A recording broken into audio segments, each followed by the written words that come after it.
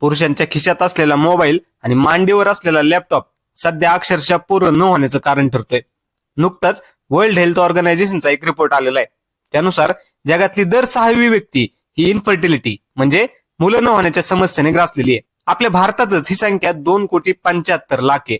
त्यात बदलत्या जीवनशैलीमुळे पुरुषांमधील शुक्राणूंची संख्या झपाट्याने कमी होत चाललेली आहे.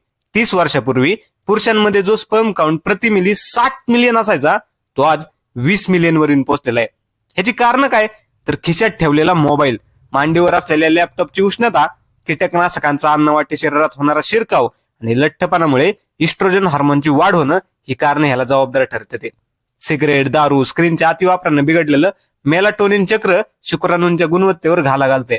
ह्यावर उपाय काय तर तज्ञांच्या मते ह्यासाठी आपली दिनचर्या सुधारली पाहिजे, पारंपरिक आणि पौष्टिक अन्न खाल्लं पाहिजे, पुरेशी झोप सुद्धा घेतली पाहिजे आणि मोबाईल किंवा लॅपटॉप जास्त न ठेवलेला कधीही वारा. बाकी माहिती आवडली असेल तर आपल्या पेजला फॉलो नक्की करा.